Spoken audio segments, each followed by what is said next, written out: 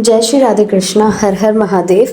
तो आज हमने कल को अपना सीए फाउंडेशन की इकोनॉमिक्स की स्टार्टिंग की थी।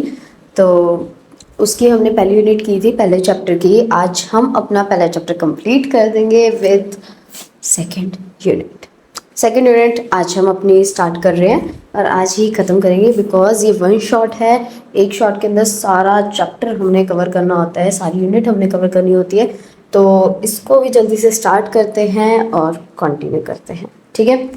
तो हमें सबसे पहले देखो, हमने पहले क्या पढ़ी थी, अपनी सारी की सारी इकॉनमी पढ़ी थी थोड़ी सी, कि इकोनॉमिक की बिजनेस क्या होता है, इकॉनमी क्या होती है, बिजनेस इकोनॉमिक्स क्या होता है, ठीक है, और डिसीजन मेकिंग क्या होता है। हमने सब कुछ पढ़ा था, राइट। तो अब हम अपनी इकॉनमी की कुछ बेसिक प्रॉब्लम्स को पढ़ेंगे कि एक इकॉनमी है, उसके अंदर प्रॉब्लम्स क्या आती हैं, कितनी तरह की इकॉनमी होती है, हर इकॉनमी के क्या एडवांटेज हैं, क्या डिसएडवांटेज हैं, उनके फीचर्स क्या हैं। हम ये सारी चीज़ें पढ़ेंगे आज, ठीक है। तो देखो, हमारे पास क्या दिया हुआ है, basic problems of N economy. एक इकॉनमी की बेसिक प्रॉब्लम्स क्या होती हैं, ठीक है। तो जैसे हमने पिछली यूनिट के अंदर पढ़ा था कि जितनी भी कंट्रीज़ होती हैं वो स्कार्सिटी की प्रॉब्लम को फेस करती हैं। स्कार्सिटी कौन से रिसोर्सेज की प्रॉब्लम को फेस करती हैं, उनके जो नेचुरल रिसोर्सेज होते हैं या फिर जो मैन मेड कैपिटल गुड्स होते हैं या कोई कंज्यूमर गुड्स होते हैं, मनी है, टाइम है, कोई भी रिसोर्स है, वो हर रिसोर्स से क्या करते हैं, स्कार्सिटी फेस करते हैं।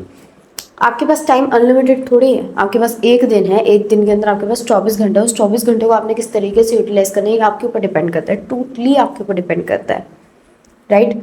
आपके पास पैसा है, वो अनलिमिटेड नहीं है। ऐसा तो है नहीं कि सारी दुनिया का पैसा सिर्फ आपके पास है, बाकी लोगों के पास भी पैसा है। तो ये स्कार्सिटी कहीं ना कहीं आती है। अगर आपको बोल दिया जाए कि आप 10 प्लॉट एक साथ खरीद लो, 10 प्लॉट एक साथ खरीद लो, आप नहीं खरीद सकते हो। आप कहोगे इतने पैसे नहीं है भाई अभी मेरे पास।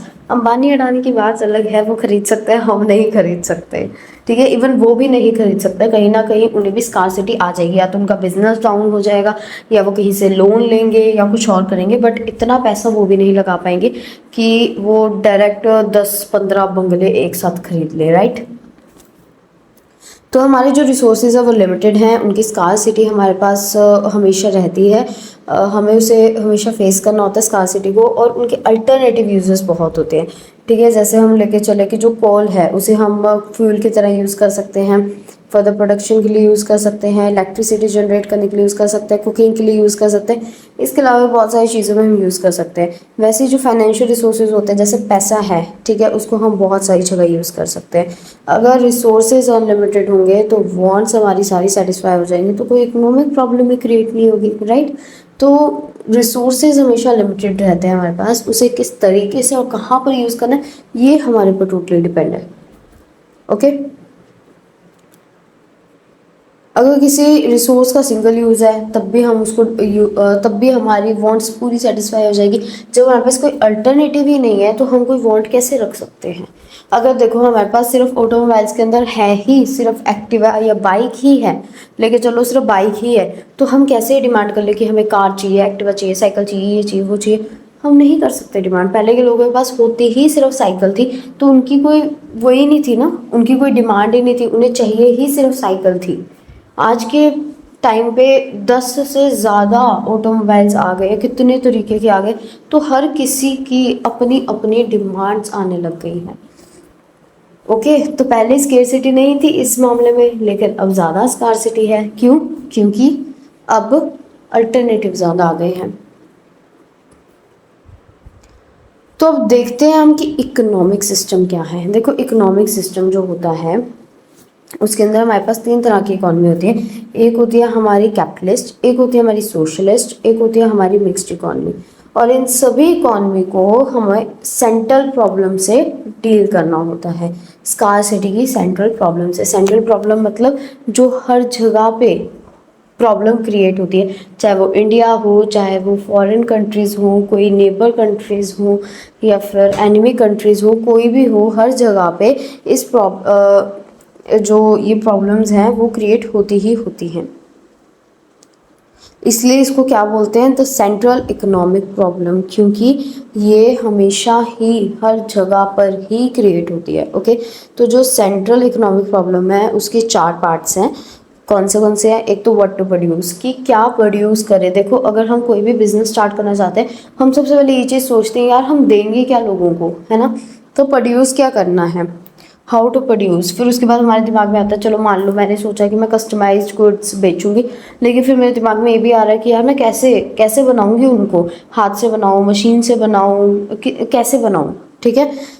उसके बाद आ जाता है फॉर होम टू प्रोड्यूस, बनाऊंगी किसके लिए, मेरे पास कस्टमर्स ही नहीं हैं, लोग ही नहीं है खरीदने वाले, लोगों को पता ही नहीं है इसके बारे में, डिमांड ही नहीं है इस चीज़ की, तो मैं बनाऊँ किसके लिए। आज के टाइम में है, मैं वैसे कह रही हूँ। What provisions are to be made for economic growth, और अगर मेरे को इसको, मान लो मेरे पास कस्टमर आ गए, मैंने बना भी लिया, मैंने डिसाइड भी कर लिया, सब कुछ कर लिया, लेकिन फिर अगर मुझे अपने बिजनेस को ग्रो करना है, मैंने इकोनॉमिक ग्रोथ करनी है, तो उसके लिए मुझे क्या क्या प्रोविजंस क्रिएट करने होंगे, मतलब क्या क्या चीज़ें मुझे करनी होंगी, ठीक है। तो ये 4 सेंट्रल प्रॉब्लम है जो हर एक इकॉनमी में क्रिएट होती ही होती हैं। ओके, तो चलो अब आगे चलते हैं। इसके बाद देखो हमारे पास सबसे पहले इकोनॉमिक प्रॉब्लम आते हैं व्हाट टू प्रोड्यूस। सबसे पहले हम अपनी 4 इकोनॉमिक प्रॉब्लम देखेंगे, ठीक है। फिर एक इकोनॉमी लेंगे, उसके अंदर उस सारे इकोनॉमिक प्रॉब्लम्स को एक बार अप्लाई करके देखेंगे किस तरीके से ये इकोनॉमी इकोनॉमिक प्रॉब्लम को सॉल्व करती है, ठीक है। फिर उसके बाद हम सारी तीनों की तीनों इकोनॉमी की क्या करेंगे, एडवांटेज एंड डिसएडवांटेज करेंगे। Okay, and with this your chapter will be completed. Okay, तो सबसे पहले हम ये देखते हैं कि हमें प्रोड्यूस का करना है, व्हाट टू प्रोड्यूस, ठीक है। हम प्रोड्यूस क्या करेंगे, तो जितने भी रिसोर्सेज है वो लिमिटेड है हमारे पास, ठीक है। हमारी जो सोसाइटी है उसको हमेशा ये चीज़ डिसाइड करनी पड़ेगी कि उसे कौन से गुड्स या सर्विसेज प्रोड्यूस करने हैं, और हर गुड की उसे कितनी यूनिट प्रोड्यूस करनी है। ओके, व्हाट टू प्रोड्यूस, देखो मैं मान लो कि कस्टमाइज गुड बेच रही हूँ, तो मेरे को सबसे पहले ये चीज़ सोचनी होगी ना कि मेरे पास एक लिमिटेड रिसोर्सेज है, अनलिमिटेड नहीं है, मेरे पास पैसा लिमिटेड है, टाइम लिमिटेड है। तो मेरे को पहले ये चीज़ सोचनी होगी कि मैं क्या चीज़ प्रोड्यूस करूँ और उसकी कितनी यूनिट्स को प्रोड्यूस करूँ, कितना प्रोड्यूस करूँ, है ना। ये भी तो पता होना चाहिए ना मेरे को, तभी मैं कुछ अच्छे से प्रोड्यूस कर पाऊँगी। अगर मैं ये भी प्रोड्यूस कर लेती हूँ, वो भी कर लेती हूँ, वो भी कर लेती हूँ, वो भी कर लेती हूँ, इट्स नॉट पॉसिबल। मेरे को सारी चीज़ें एक सीक्वेंस के अंदर लेके जानी होंगी, राइट। इसका आगे एग्जांपल देखते हैं। जैसे कि an economy has to decide whether more guns should be produced और more butter should be produced, और whether more capital goods like machines, equipments, stamps etcetera will be produced, और more consumer goods such as cell phones will be produced. क्या मतलब हुआ इसका ये मतलब हुआ कि एक सोसाइटी है, ठीक है, उसको ये चीज़ डिमांड करनी पड़ेगी उसको कि उसे क्या चीज़ चाहिए है, ठीक है। उसको ये चीज़ बतानी होगी कि उसे गन्स चाहिए हैं ज़्यादा, या उसको बटर चाहिए है, या फिर उसको कैपिटल गुड्स चाहिए, मशीन्स चाहिए, इक्विपमेंट्स चाहिए, डैम्स चाहिए, या उसको कोई कंज्यूमर गुड्स चाहिए, नॉर्मल सेलफोन्स, ब्रेड, ये सब कुछ उसे चाहिए। उसको ये चीज़ें बतानी होगी। देखो जैसे एक लड़की है, ठीक है, वो ये कहती है कि मेरे को आज के टाइम पे सेफ्टी चाहिए, और उसके लिए गन्स की डिमांड लड़कियां ज़्यादा करने लगी हैं, गन्स की, और साथ में नाइफ वगैरह या फिर जो हमारी सेफ्टी के लिए चीज़ें यूज़ होती हैं उसकी डिमांड लड़कियां ज़्यादा करने लगी हैं, राइट। वहीं पे अगर हम बॉयज़ का देखें तो बॉयज़ किन चीज़ों की डिमांड करते हैं, उन्हें कार्स चाहिए, है ना। गन्स उनको भी चाहिए बट कार ज़्यादा चाहिए, उनको कार्स चाहिए, उनको बिज़नेस सेटअप करना है, वो ज़्यादातर मशीन्स वगैरह का ही बिज़नेस सेट करना पसंद करते हैं, राइट। तो ये चीज़ें हमारी डिपेंड करती हैं कि हमारे पास सोसाइटी किस तरीके की है। तो हर सोसाइटी को ये चीज़ें डिसाइड करनी पड़ती हैं कि उनसे किस तरीके का सामान बनाना है, कितना ज़्यादा बनाना है। देखो प्रोड्यूस गन भी होगी, बटर भी होगा, मशीन्स भी होंगी, और साथ में सेल फोन्स भी होंगे, लेकिन उनकी डिमांड कितनी ज़्यादा है, किस रेंज में उन्होंने वो चीज़ें प्रोड्यूस करनी, ये तो उन्हें बताना ही पड़ेगा, है ना। अब हम कहते हैं कि भाई हमें मशीन्स तो नहीं चाहिए हैं, ठीक है। हमारी एक सोसाइटी है, उसके अंदर से मान लो 100 लोग रहते हैं, 100 लोग में से 25 लोग ये कह रहे हैं कि हमें गन्स चाहिए हैं, 10 लोग कह रहे हैं हमें बटर चाहिए हैं, और 50 लोग बोल रहे हैं कि हमें चाहिए हैं मशीन्स, और जो बच गए हैं वो ये कह रहे हैं कि भाई हमें सेलफोन्स चाहिए हैं, ठीक है। या फिर ये लगे चलो कि सारे के सारे कह रहे हैं भाई हमें सेलफोन तो सभी को चाहिए, बटर हम में से 15 को चाहिए हैं, 50 को चाहिए है मशीन्स, और बाकी जो बच गई हैं उनको चाहिए गन्स, ठीक है। तो ये डिमांड हमें देखनी पड़ेगी कि सेलफोन्स कितने लोगों को चाहिए हैं, और बाकी जैसे मशीन्स इक्विपमेंट्स हैं वो कितने लोगों को चाहिए, या फिर हमारी जो भी चीज़ें हैं जैसे बटर है, गन्स वगैरह, ये किस किस को चाहिए, ठीक है। तो हमें एक सोसाइटी को ये चीज़ें बतानी पड़ती हैं ताकि जो गुड्स हैं वो रियलिटी में प्रोड्यूस किए जा सके। हाँ, सोचने से तो कुछ नहीं होगा ना, सोचने से नहीं होगा, करने से होगा, राइट। चलो आगे देखते हैं। Not only the society has to decide about what goods are to be produced, it has also decided in what quantities each of these goods would be produced. In a nutshell, a society must decide how much wheat, how many hospitals, how many schools, how many machines, how many meters of clothes, etc. have to be produced. एक society को सिर्फ ये नहीं बताना चाहिए कि क्या चीज़ें प्रोड्यूस करनी है, वो ये चीज़ कह रही है कि गन्स प्रोड्यूस करो, सेलफोन प्रोड्यूस करो। सोसाइटी तो हर चीज़ कह रही है प्रोड्यूस करो, कितनी क्वांटिटी में प्रोड्यूस करो ये भी हमारा बताना काम है। सोसाइटी को ये चीज़ें बतानी पड़ेंगी कि कितनी क्वांटिटी में उन्हें ये चीज़ चाहिए। अगर वो नहीं बताएंगी तो मान लो हमने बोला कि गन्स प्रोड्यूस होनी चाहिए, तो वो क्या करेंगी, वो तो अगर 14 करोड़ की आबादी है तो वो 14 करोड़ गन्स प्रोड्यूस कर देंगे। तो क्या छोटे छोटे बच्चे जो है उनको भी गन्स दोगे क्या? नहीं दोगे ना। जिसको ज़रूरत है सिर्फ उसको गन्स दी जाएंगी। तो जिसको ज़रूरत है तो वो अपनी ज़रूरत बताए कि हमें ये चीज़ चाहिए है, उसी के अकॉर्डिंग जो प्रोडक्शन है वो होगी, उसी के अकॉर्डिंग जो क्वांटिटी है वो प्रोड्यूस की जाएगी। अनलिमिटेड क्वांटिटी प्रोड्यूस नहीं की जा सकती। एक सोसाइटी को बताना पड़ेगा कि वीट कितना चाहिए है। अब जैसे साउथ एरिया है वहाँ पे वीट का कम यूज़ होता है, तो वहाँ पे लोग बोल रहे हैं, तो वहाँ का यही मतलब है ना कि अगर हम बोलते हैं तो यार सॉरी, अब साउथ एरिया है उसके अंदर चावल का यूज़ ज़्यादा होता है, राइट, राइस का यूज़ ज़्यादा होता है और वीट का यूज़ कम होता है। तो वो ये चीज़ हमें बता रहे हैं ना, वहाँ की जो सोसाइटी है वो ये चीज़ बता रही है कि हमें वीट नहीं चाहिए, हमें वीट कम चाहिए, हमें राइस ज़्यादा चाहिए। नॉर्थ में आओगे तो नॉर्थ के लोग क्या कर रहे हैं, नॉर्थ के लोगों को वीट ज़्यादा चाहिए और राइस कम चाहिए। तो हमारी सोसाइटी बता रही है ना कि वीट ज़्यादा उगाओ और राइस कम उगाओ हमारे लिए।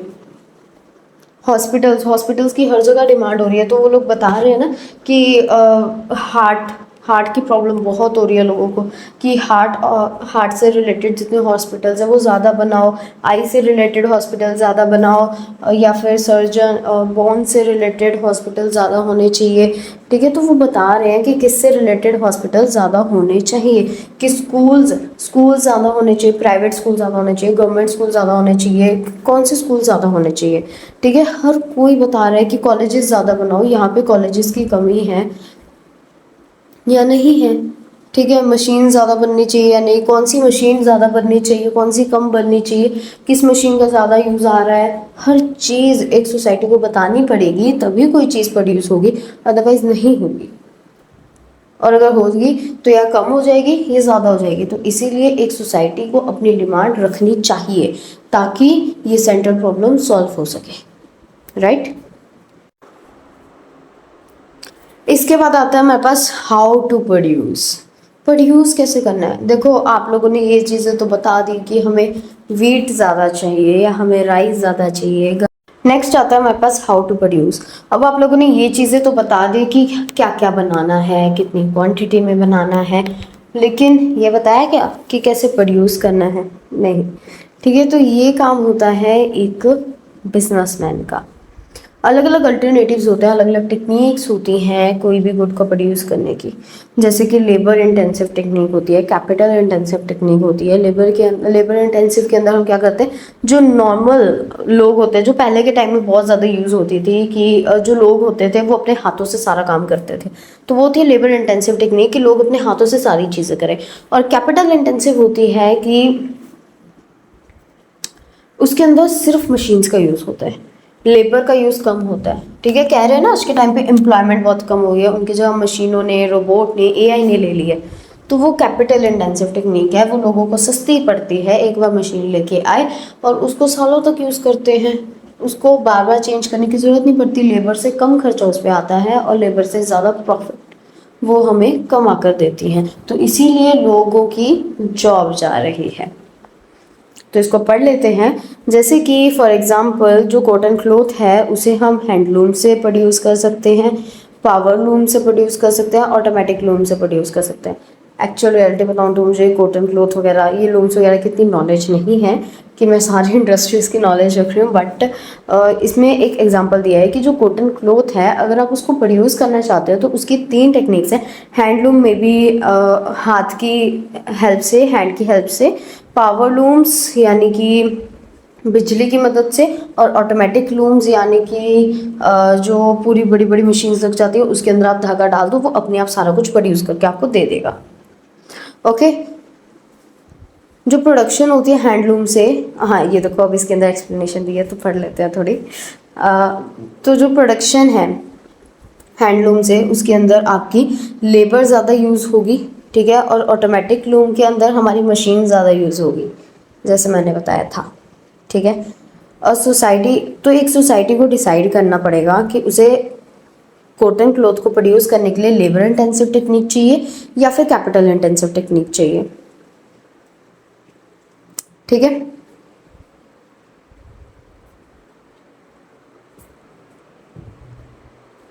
तो ये चीज़ें जो हैं कि एक बिजनेसमैन को, एक बिजनेस को, एक सोसाइटी को लेबर इंटेंसिव टेक्निक चाहिए, कैपिटल इंटेंसिव टेक्निक चाहिए, अलग अलग फैक्टर्स के ऊपर डिपेंड करता है। ठीक है, और उनके प्राइजेस के ऊपर डिपेंड करता है। ठीक है, जैसे कि लेबर इंटेंसिव हम यूज़ कर रहे हैं तो उसके ऊपर कितना ज़्यादा खर्चा आ रहा है कि वो एक्सपीरियंस्ड है या नहीं, हमें कितना प्रॉफिट कमा के दे रहे हैं, ठीक है, और कितना हम लॉस में जा रहे हैं। अगर हम दोनों को यूज़ कर रहे हैं तो हमें दोनों के रिजल्ट्स को कंपेयर करके ये चीज़ें डिसाइड करनी पड़ेंगी कि हमें कौन सा मेथड ज़्यादा प्रॉफिटेबल रह रहा है। ओके, तो जौन सा मेथड हमें ज़्यादा प्रॉफिटेबल होगा, जो हमें बेस्ट रिजल्ट्स देगा, जिसके कारण हम जिससे हम अपने सारे रिसोर्सेज को बेस्ट तरीके से यूज़ कर सकेंगे, हमें उस मेथड से क्या करना है, गुड्स को प्रोड्यूस करना है, प्रोड्यूस करना है। ओके, इतना समझ में आ गया होगा मेरे हिसाब से तो, और बहुत अच्छे से समझ में आ गया होगा। तो चलो आगे चलते हैं। नेक्स्ट है हमारे पास फॉर होम टू प्रोड्यूस। भाई हमने ये तो डिसाइड कर लिया कि हम क्या प्रोड्यूस करेंगे, कितनी क्वांटिटी में प्रोड्यूस करेंगे और कैसे प्रोड्यूस करेंगे, लेकिन कितना प्रोड्यूस करना है ये भी तो पता होना चाहिए। सॉरी, किसके लिए प्रोड्यूस करना है ये पता होना चाहिए। एक छोटा बच्चा होता है ना जिसकी वो होती है दूध वाली जो शीशी होती है जिस पे निप्पल लगे होते हैं, हम उसको उससे पिलाते हैं। अब वो किसी बड़े इंसान के लिए, मेरे लिए या आपके लिए तो बनेगी नहीं, वो एक छोटे बच्चे के लिए बनेगी, है ना। तो ये कॉमन सेंस होती है कि हमें वो किसके लिए प्रोड्यूस करनी है। अब गन्स है, ऐसा तो है नहीं कि वो 18 साल के बच्चे को ऐसे ही दे दो। अब मेरे ख्याल से उसका 18 पता नहीं 21 साल से ऊपर तक का लाइसेंस बनता है किसी का, कि 21 साल से या पता नहीं, हाँ 21 साल से ऊपर का जो है उसके लिए लाइसेंस बनता है मे बी गन का। क्यों? क्योंकि हम अभी छोटे हैं, जब हमारे अंदर मेच्योरिटी आ जाएगी उसके बाद हमें गन का लाइसेंस मिलना चाहिए, अदरवाइज हम तो भाई साहब किसी को भी उड़ा देंगे।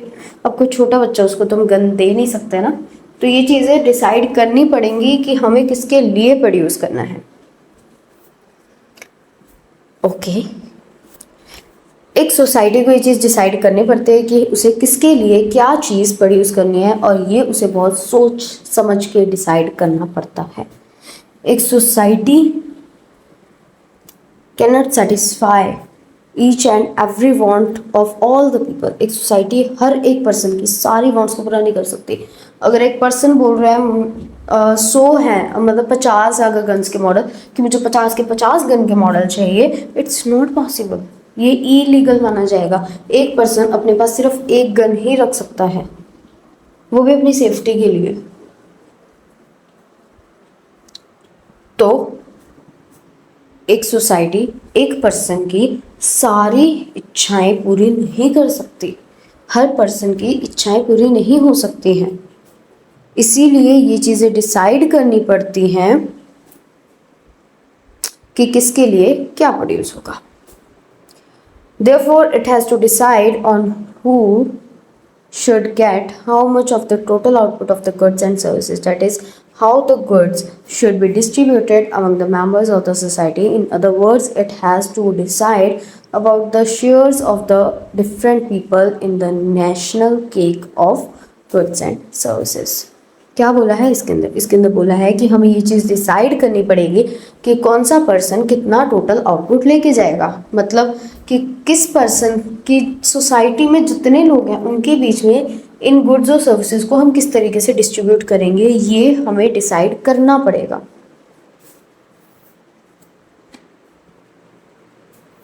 ओके, अगर हम ये चीज़ें डिसाइड नहीं करेंगे तो हमारी सोसाइटी को, हमारी इकोनॉमी को सिर्फ लॉस ही लॉस होगा, राइट।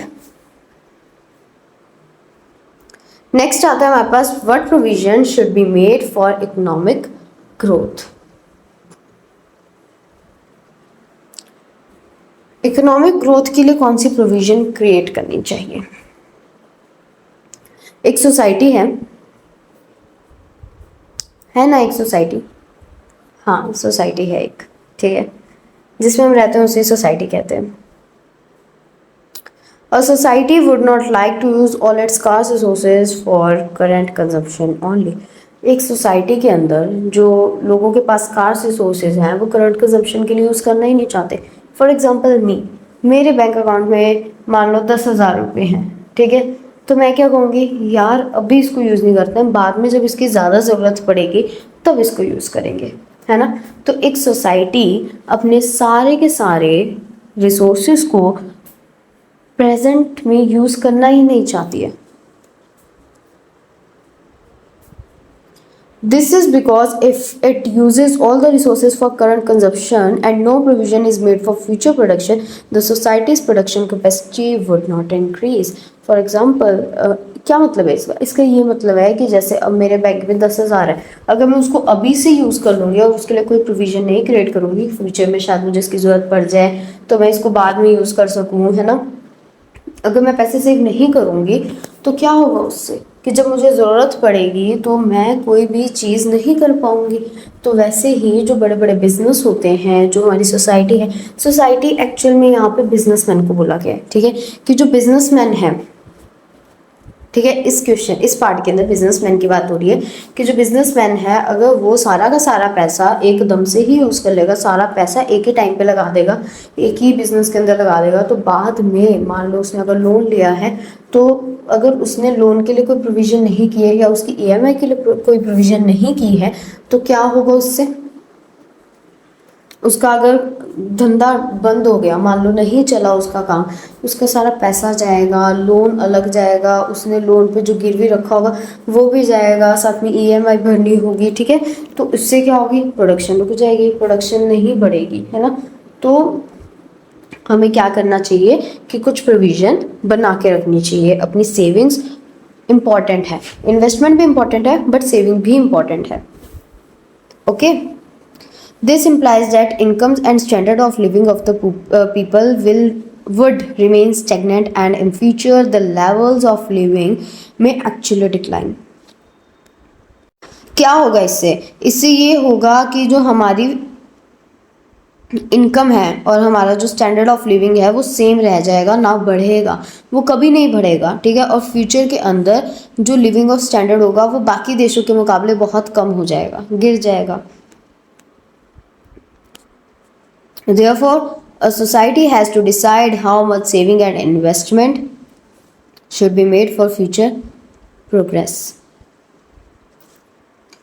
तो एक सोसाइटी को ये डिसाइड करना चाहिए कि उसे कितनी सेविंग करनी है, कितनी इन्वेस्टमेंट करनी है, ताकि उसकी जो फ्यूचर प्रोग्रेस है वो हो सके। ओके, तो उसको ये चीज़ देखनी चाहिए। इन शॉर्ट हम ये कह सकते हैं कि एक सोसाइटी को उसकी कितनी करंट कंजप्शन को सैक्रिफाइस करना है ये देखना होगा, यानी उसे कितनी सेविंग करनी है और उस सेविंग को उसे कहाँ पर इन्वेस्ट करना है ये भी देखना होगा, राइट। चलो आगे चलते हैं। तो अब देखो हमारे पास क्या आया, ठीक है। अभी हमने क्या पढ़ा, इकोनॉमिक सिस्टम। अभी हम पढ़ेंगे अपना कि इकोनॉमिक सिस्टम क्या होता है। अभी तक हमने अपनी क्या पढ़ी थी, सारी इकोनॉमिक प्रॉब्लम्स पढ़ी थी। अब हम अपना इकोनॉमिक सिस्टम देखते हैं, जिसमें हम अपनी 3 तरह की इकोनॉमी को डिटेल में स्टडी करेंगे। ओके, तो पहले देखते हैं इकोनॉमिक सिस्टम क्या होता है। An economic system refers to the sum total of arrangements for the production and distribution of goods and services in a society. Economic system का मतलब है कि हमारी जितनी भी अरेंजमेंट्स हैं उन सभी को मिला के, मतलब कि अगर हमने कोई गुड्स है, गुड्स को प्रोड्यूस करने से लेके उसको डिस्ट्रीब्यूट करने तक जितनी भी अरेंजमेंट्स है, या फिर सर्विसेज को प्रोड्यूस करने से लेके डिस्ट्रीब्यूट करने तक जितनी भी अरेंजमेंट्स है, उन सभी के टोटल को हम क्या कहते हैं, इकोनॉमिक सिस्टम। यानी इन शॉर्ट कि हमने किस तरीके से सारे गुड्स और सर्विसेज को प्रोड्यूस करना है, कंज्यूम करना है, डिस्ट्रीब्यूट करना है, कैसे क्या करना है, इन सभी को मिला के हम क्या कहते हैं, economic system. In short, it is defined as the sum of the total devices which give the effect to economic choice. इसका मतलब क्या है कि जो सम कि जितने भी हमारे पास टोटल डिवाइसेस हैं जो कि हमारी इकोनॉमिक चॉइस को इफ़ेक्ट डालते हैं, कि मान लो जैसे हमने बोला कि हमें किस तरीके से प्रोड्यूस करना है, लेबर या कैपिटल इंटेंसिव, कौन सी टेक्निक हमने यूज़ करनी है। तो ये हमारे पास 2 डिवाइसेस आ गए। अब इन दोनों में से हम एक को चूज़ करेंगे और फिर उसका इफेक्ट हमारी इकोनॉमी के ऊपर क्या जाएगा, हमारी इकोनॉमिक चॉइस, मतलब उस चॉइस, ये हमने एक चॉइस की ना कि मान लो मैंने चॉइस की कैपिटल इंटेंसिव टेक्निक, ठीक है। तो मैंने इन 2 डिवाइसेस में से एक डिवाइस को क्या किया, चूज़ किया, जो मेरी इकोनॉमिक चॉइस है। तो उसका हमारी इकोनॉमी पे क्या इफेक्ट हो रहा है उसको हम बोलते हैं इकोनॉमिक सिस्टम। ओके,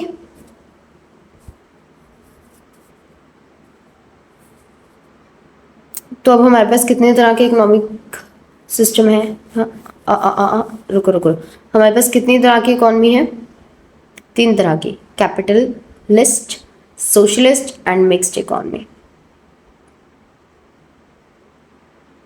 ओके, आ जाओ इसको थोड़ा पढ़ते हैं, कैसी होती है इकोनॉमी, क्या होता है इसके अंदर। कैपिटलिस्ट इकोनॉमी क्या होती है, कैपिटलिस्ट इकोनॉमी, आ जाओ इसको पढ़ते हैं।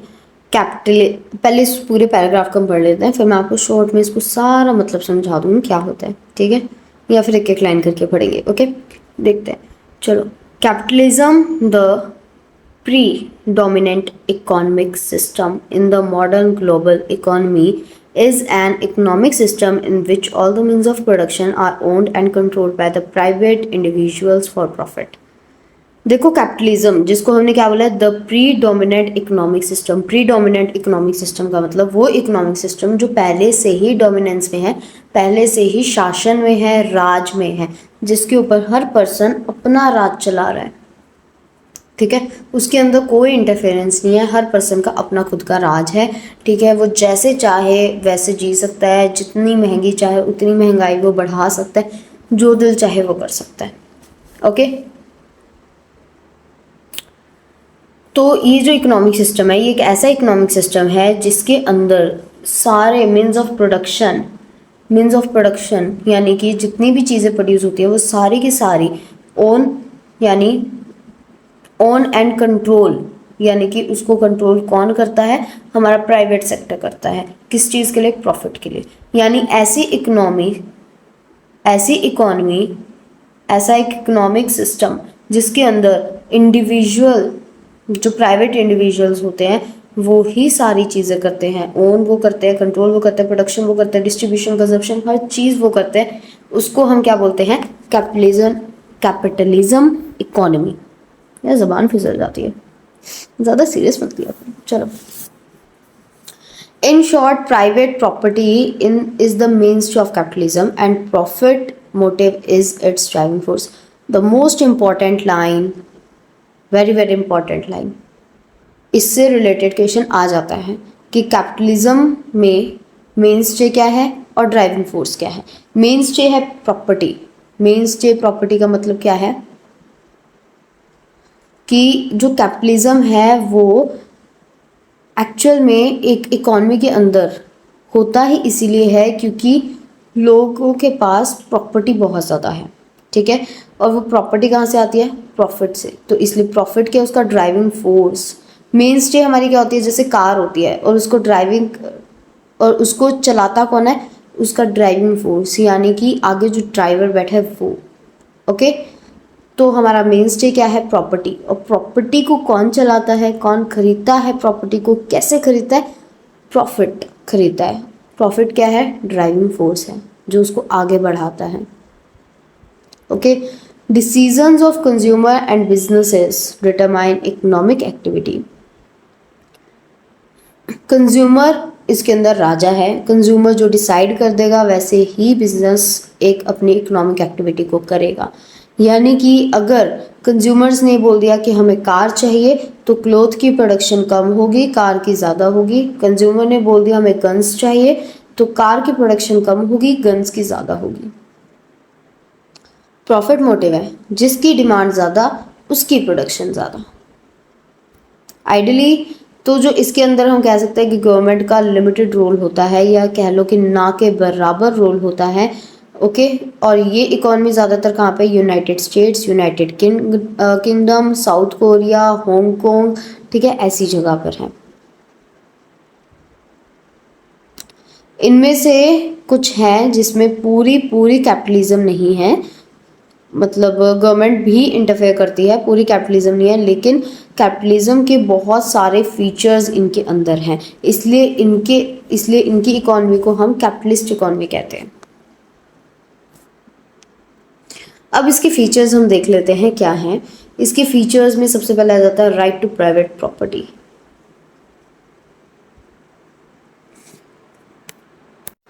तो इसके अंदर क्या आएगा, इसके अंदर है कि जो प्राइवेट प्रॉपर्टी है उसका मतलब ये है कि जो जितने भी प्रोडक्टिव फैक्टर्स हैं, जैसे लैंड, फैक्ट्रीज, मशीनरी, माइंस, ठीक है, ये सभी किसके अंडर है, प्राइवेट ऑनरशिप के अंडर है। ओके, और इनके जो ऑनर्स हैं वो इन सभी को जैसे मर्जी यूज़ कर सकते हैं, उनकी अपनी मर्जी है, ठीक है। वो चाहे इसको ख़राब करें, इसको रखें या बेचें या और ज़्यादा खरीदें, वो उनकी अपनी मर्जी है। गवर्नमेंट उनके ऊपर इन चीज़ों को लेके ज़्यादा रिस्ट्रिक्शन नहीं लगा सकती है, सिर्फ सोसाइटी के बेनिफिट के लिए कुछ रिस्ट्रिक्शन लगा सकती है, ठीक है। नेक्स्ट है हमारे पास freedom of enterprise. Freedom of enterprise के अंदर क्या आ जाएगा कि हर एक इंडिविजुअल, चाहे वो कंज्यूमर है, प्रोड्यूसर है या फिर ऑनर है, रिसोर्स ऑनर है, वो फ्री है टोटली कि वो किसी भी इकोनॉमिक एक्टिविटी में इंगेज हो सकता है। जैसे कि एक प्रोड्यूसर है, वो अपनी कोई फर्म सेटअप करना चाहता है, वो कर सकता है, वो फ्री है उसको सेटअप करने में, उसके अंदर गुड्स प्रोड्यूस करने में, सर्विसेज प्रोड्यूस करने में, अपनी चॉइस की चीज़ें करने में वो टोटली फ्री है। उसको पूरी फ्रीडम है कि वो अपने प्रोडक्ट्स को प्रोड्यूस कर सकता है, सर्विसेज प्रोड्यूस कर सकता है, लोगों को प्रोवाइड कर सकता है, right. Freedom of economic choice, एक कैपिटलिस्ट इकोनॉमी के अंदर इंडिविजुअल को अपनी चॉइस करने का पूरा फ्रीडम है कि उसे कौन सा वर्क करना है, क्या प्रोड्यूस करना है, उसे क्या कंज्यूम करना है, कौन सी चीज़ें उसे एक्सचेंज करनी है, कौन सी चीज़ें एक्सचेंज नहीं करनी है, उसे पूरी इकोनॉमिक चॉइस करने की फ्रीडम है। ये कैपिटलिस्ट इकोनॉमी है। प्रॉफिट मोटिव, भाई साहब प्रॉफिट मोटिव तो इसके अंदर मेन ड्राइविंग फोर्स है भाई, मेन है। बिना प्रॉफिट मोटिव के कैपिटलिस्ट इकोनॉमी ही नहीं है। अगर प्रॉफिट मोटिव नहीं है ना, मैं कहती हूँ कि फिर तो कैपिटलिस्ट इकोनॉमी है ही नहीं भाई साहब। क्योंकि जिसके अंदर प्रॉफिट मोटिव नहीं है वो है हमारी सोशलिस्ट इकोनॉमी, क्योंकि उसके अंदर सारा गवर्नमेंट करती है और गवर्नमेंट कभी भी प्रॉफिट मोटिव नहीं रखती। तो इसीलिए कैपिटलिस्ट इकोनॉमी अगर है तो प्रॉफिट मोटिव पक्का है। अगर कैपिटलिस्ट इकोनॉमी नहीं है तो प्रॉफिट मोटिव नहीं हो सकता। ये कह लो कि प्रॉफिट मोटिव नहीं है तो कैपिटलिस्ट इकोनॉमी एग्जिस्ट ही नहीं कर सकती। ठीक है, क्योंकि जो प्रॉफिट है वो हमारा ड्राइविंग फोर्स है और वो हर एक इकोनॉमी अपनी सारी इकोनॉमिक एक्टिविटी करती ही इसीलिए है ताकि वो ज़्यादा ज़्यादा प्रॉफिट कमा सके। आगे आ जाता है कंज्यूमर सॉवरेनिटी। कंज्यूमर सॉवरेनिटी का मतलब होता है जो बायर है वो ही ये चीज़ डिसाइड करता है कि क्या गुड्स प्रोड्यूस होने चाहिए और कितनी क्वांटिटी में होनी चाहिए। जैसे मैंने बोला था आपको कि अगर कंज्यूमर ने बोल दिया कार हमें ज़्यादा चाहिए तो क्लोथ की प्रोडक्शन कम हो जाएगी, कार की प्रोडक्शन ज़्यादा होगी। कंज्यूमर ने बोला हमें गन ज़्यादा चाहिए तो कार की प्रोडक्शन कम होगी, गन्स की ज़्यादा होगी। तो कितनी चाहिए और क्या चीज़ चाहिए ये कंज्यूमर खुद डिसाइड करता है और जैसा कंज्यूमर चाहता है उसी हिसाब से वो क्या करते हैं, प्रोडक्शन करते हैं।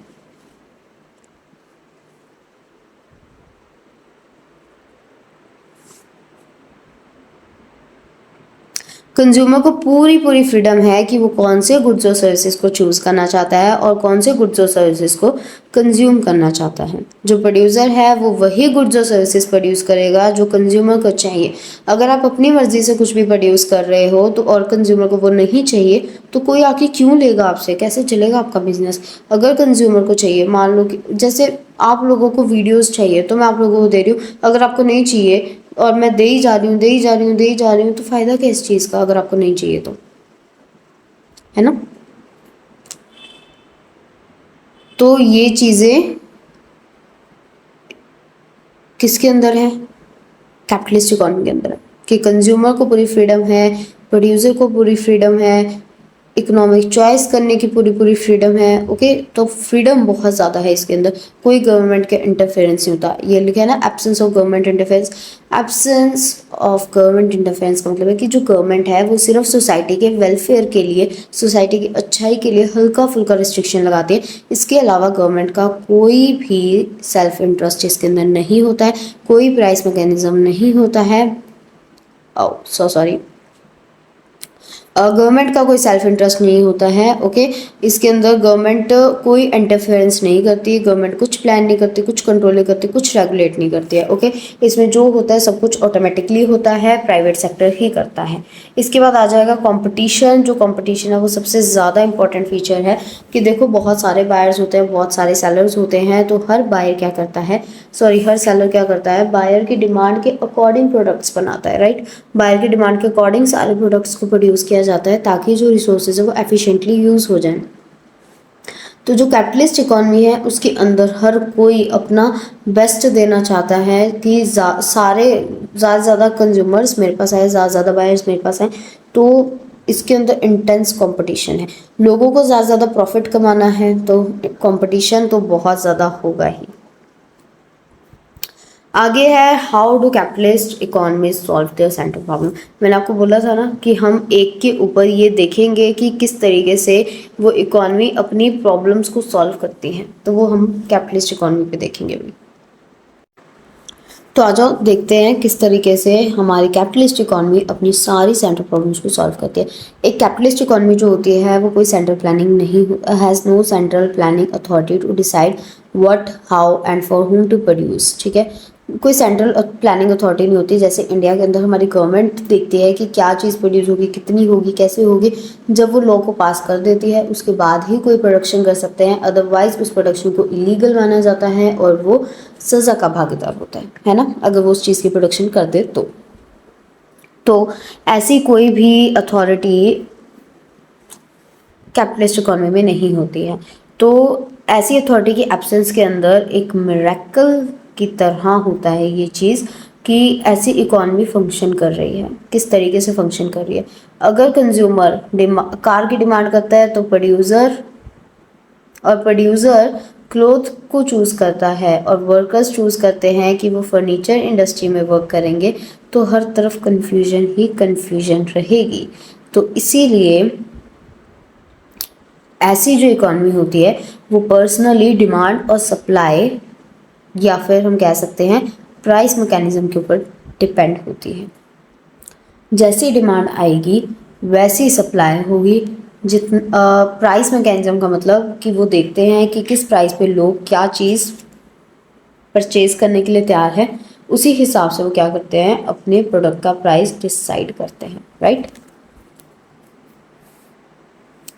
इसके बाद है डिसाइडिंग व्हाट टू प्रोड्यूस। अब हमने देखा था ना कि क्या प्रोड्यूस करना है, कितनी क्वांटिटी में प्रोड्यूस करना है, ये पता होना बहुत ज़्यादा इम्पॉर्टेंट है। तो अब हम देखेंगे कि हमारी कैपिटलिस्ट इकॉनमी किस तरीके से ये चीज़ डिसाइड करती है कि उसे क्या चीज़ प्रोड्यूस करनी है। तो कैपिटलिस्ट इकॉनमी के अंदर हर एक एंटरप्रेन्योर का मेन मोटिव क्या होता है कि वो ज़्यादा से ज़्यादा प्रॉफिट कमाए, ठीक है।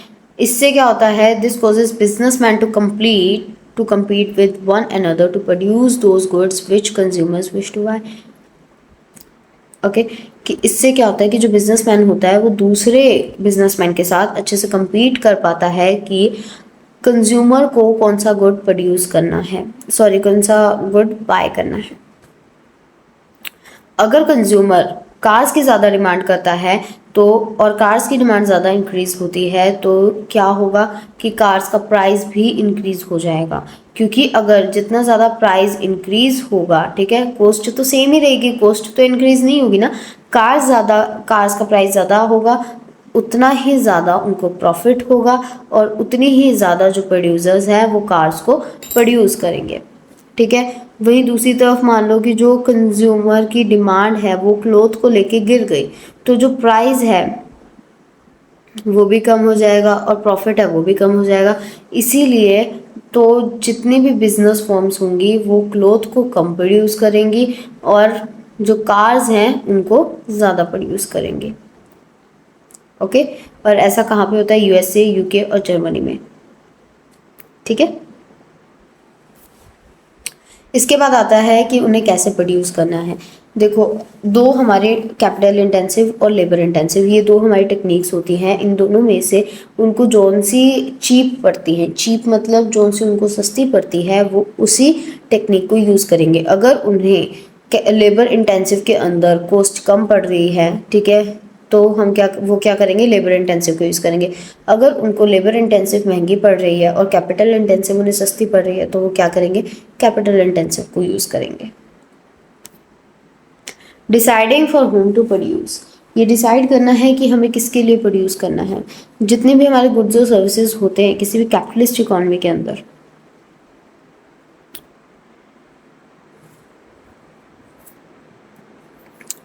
वो उनके लिए प्रोड्यूस होने चाहिए जिनके पास बाइंग कैपेसिटी हो, जो खरीद सकते हैं। बाइंग कैपेसिटी का मतलब है कि एक पर्सन की इनकम, कि कितनी इनकम उसके पास आती है, how much income he will be able to make depend not only on the amount of work he does and the prices of the factors he owns. Income का मतलब ये नहीं है कि वो कि उसके पास कितनी वर्क, कि उसके पास कितना काम है, या फिर उसके पास कितने फैक्टर्स हैं, कितनी गाड़ी, कितना पैसा है। इनकम इस चीज़ पे डिपेंड करती है कि वो कितनी इनकम जनरेट कर सकता है, जितने उसके पास वर्कर्स हैं, जितने उसके पास काम है, जितना उसके पास फैक्टर्स हैं, उसकी हेल्प से, ठीक है। ना कि ये कि उसके पास कितनी प्रॉपर्टी है। जितनी ज़्यादा इनकम होगी उतना ज़्यादा वो क्या करेंगे, खरीदेंगे। बाइंग कैपेसिटी उतनी ज़्यादा होगी, डिमांड की गुड उतनी ज़्यादा होगी, डिमांड की गुड नहीं, गुड्स की डिमांड उतनी ज़्यादा होगी। और जितनी कम उनकी इनकम होगी उतनी कम उनकी बाइंग कैपेसिटी और उतनी ही कम क्या होगी, उनकी डिमांड्स होगी।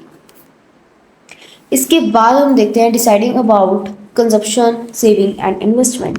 ये क्या है, हमने देखा था ना what provision should be made, उसके अंदर था कि एक पर्सन को क्या प्रोविजन बनानी चाहिए, यानी अपने करंट कंजप्शन को उसे कितना सेक्रीफाइस करना चाहिए। तो वही है, उसे कितना कंज्यूम करना चाहिए, कितना सेव करना चाहिए, कितना इन्वेस्ट करना चाहिए, ये चीज़ें भी डिसाइड होनी चाहिए इसके अंदर।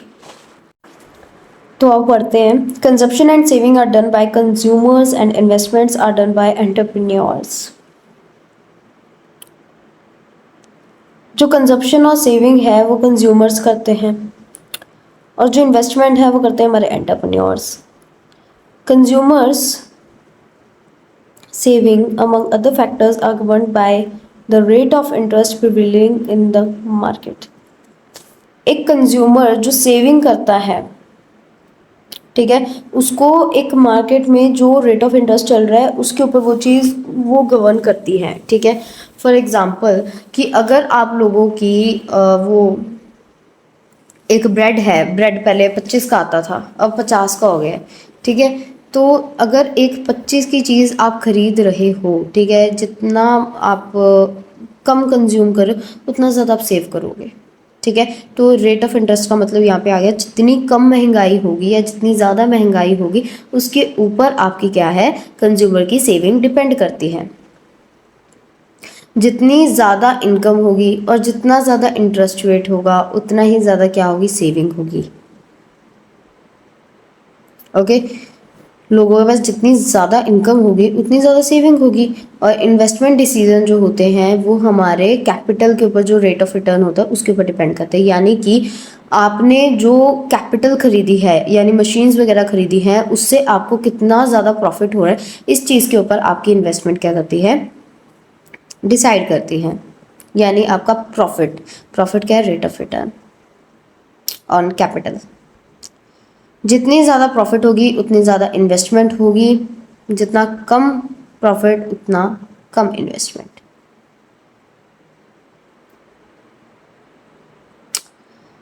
रेट ऑफ इंटरेस्ट, सेविंग के ऊपर जो रेट ऑफ इंटरेस्ट है या जो rate of return on capital है वो कुछ नहीं है लेकिन कैपिटल का प्राइस है। यानी कि सेविंग में क्या आ जाएगा कि यह कैपिटल में आ जाएगा क्या, कि आपकी जो कैपिटल है, आपकी जो मशीनरी वगैरह है, आप जो गुड्स वगैरह खरीद रहे हो उसकी प्राइस कितने हैं, यही आपकी इन्वेस्टमेंट, सेविंग, इन चीज़ों के ऊपर डिपेंड करती है। ओके, तो हमने क्या क्या चीज़ें देख ली, कौन से गुड्स प्रोड्यूस करने हैं, किस मेथड से प्रोड्यूस करने हैं, किन के लिए प्रोड्यूस करने हैं, क्या प्रोविज़न हमें बनानी चाहिए, है ना, ये सब हमने पढ़ लिया है।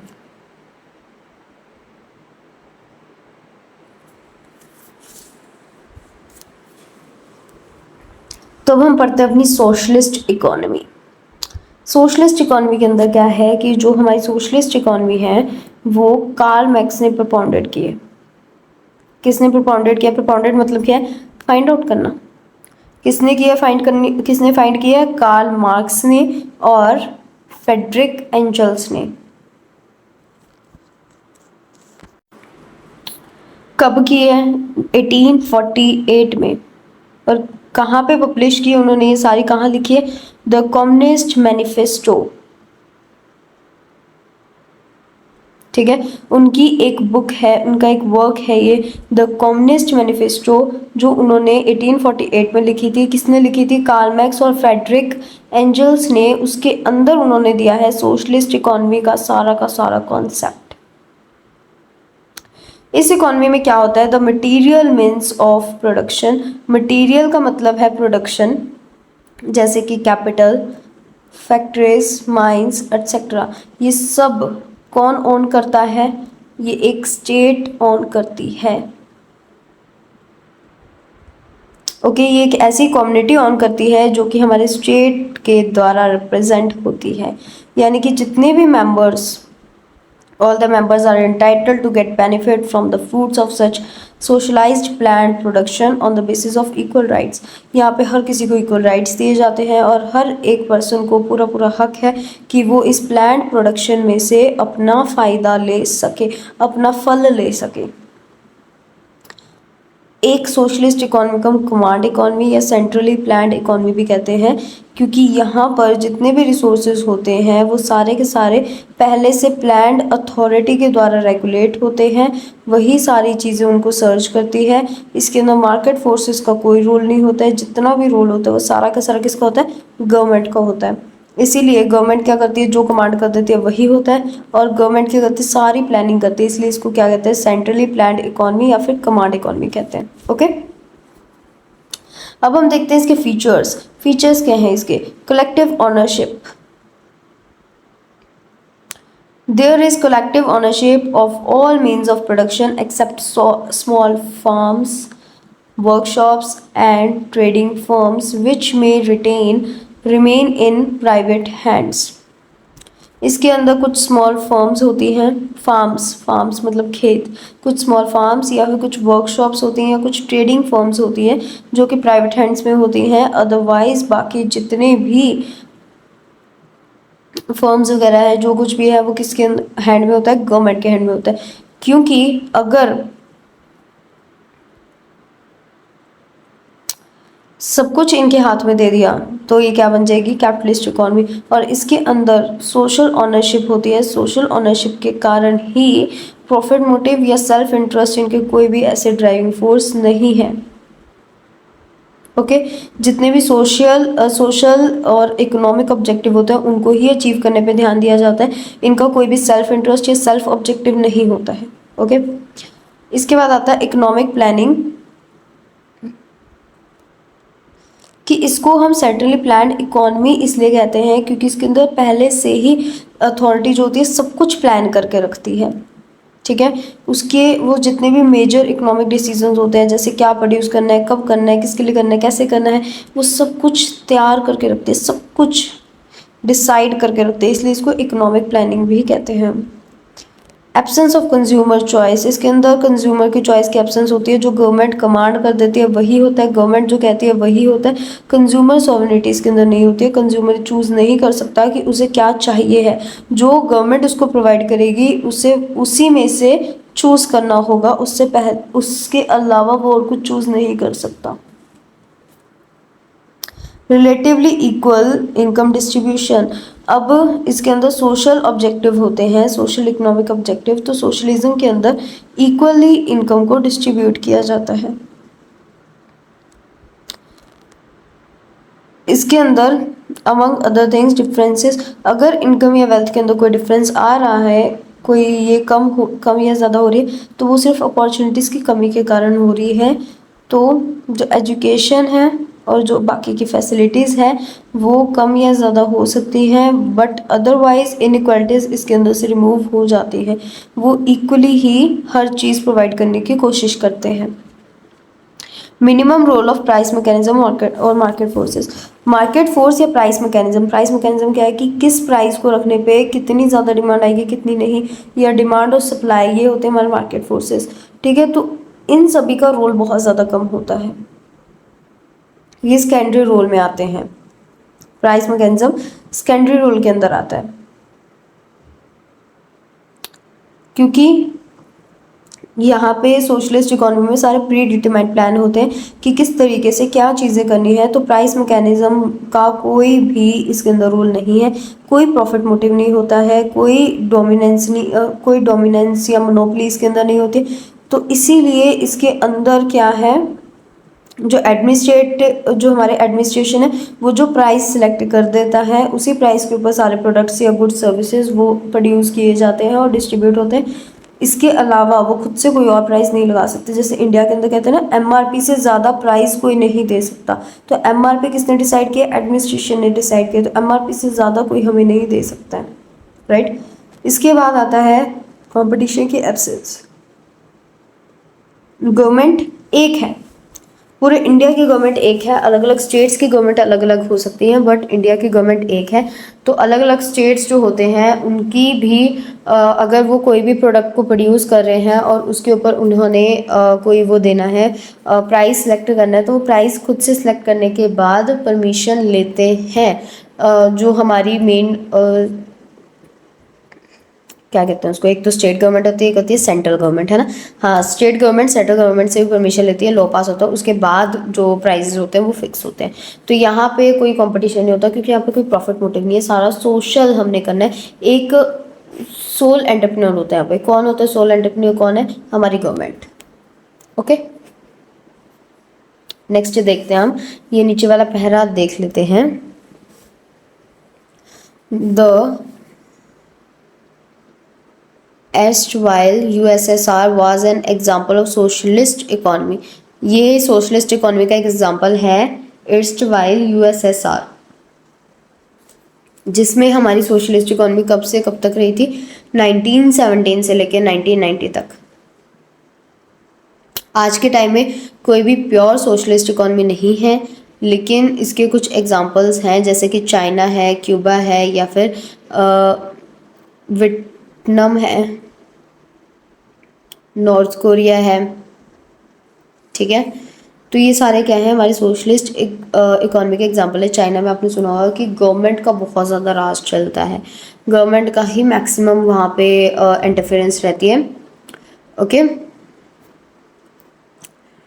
ओके, सो अब हम आ गए अपनी मिक्स्ड इकोनॉमी में। तो चलो अब हम पढ़ते हैं अपना मिक्स्ड इकोनॉमी। ठीक है, मिक्स्ड इकोनॉमी, देखो मिक्स, सारी चीज़ें मिक्स, ठीक है। तो मिक्स वर्ड से समझ में आता है कि वो इकोनॉमी जिसमें सोशलिस्ट इकोनॉमी भी हो और कैपिटलिस्ट इकोनॉमी भी हो, दोनों के ही फीचर्स अवेलेबल हो, उसको हम कहते हैं mixed economy. Okay, so mixed economy जो है उसके अंदर दोनों होती है, मार्केट भी डिपेंड करती है उस पर और गवर्नमेंट भी उसके अंदर होती है। ठीक है, in fact every economy in the real world make use of both markets and government, and therefore is mixed economy is its in its nature। हम ये कह सकते हैं कि जितनी भी रियलिटी में इकोनॉमी है, हर एक कंट्री की जो इकोनॉमी है वो रियलिटी में मार्केट को भी यूज़ करती है और गवर्नमेंट का भी यूज़ उसके अंदर होता है। ठीक है, तो इसीलिए मिक्स्ड इकोनॉमी मैक्सिमम हर जगह पर अवेलेबल है। मिक्स्ड इकोनॉमी का मेन मकसद क्या है? एक ऐसा सिस्टम डेवलप करना जो कि अपना बेस्ट ट्राई करे कि वो इकोनॉमी को कंट्रोल भी करे और साथ में जो मार्केट इकोनॉमी है उसको भी कंट्रोल करे, नॉर्मल इकोनॉमी को भी कंट्रोल करे। ठीक है, उसके अंदर दोनों फीचर्स हों। मिक्स्ड इकोनॉमी का मेन मोटिव ये है कि एक ऐसी इकोनॉमी इस्टेब्लिश हो जिसके अंदर दोनों फीचर्स हों, कि वो मार्केट भी इकोनॉमी को भी कंट्रोल कर सके और जो मार्केट इकोनॉमी है उसको भी कंट्रोल कर सकें, while excluding the demerits of both. और इनकी डीमेरिट्स नहीं आनी चाहिए इसके अंदर, सिर्फ मेरिट्स आनी चाहिए, अच्छाइयाँ आनी चाहिए। ये क्या करती है, ये जो इकोनॉमी है वो प्राइवेट एंटरप्राइज की एडवांटेजेस को अप्रिशिएट करती है, साथ में प्राइवेट प्रॉपर्टी के उसको एडवांटेज को अप्रिशिएट करती है, सेल्फ इंटरेस्ट को, प्राइवेट प्रॉफिट मोटिव को, इन सभी को अप्रिशिएट करती है। और ये जो इकोनॉमी है, vast economic development of England and USA is due to private enterprise. Private enterprise है, इसीलिए इंग्लैंड और यूएसए की बहुत ज़्यादा डेवलपमेंट है, बहुत ही ज़्यादा।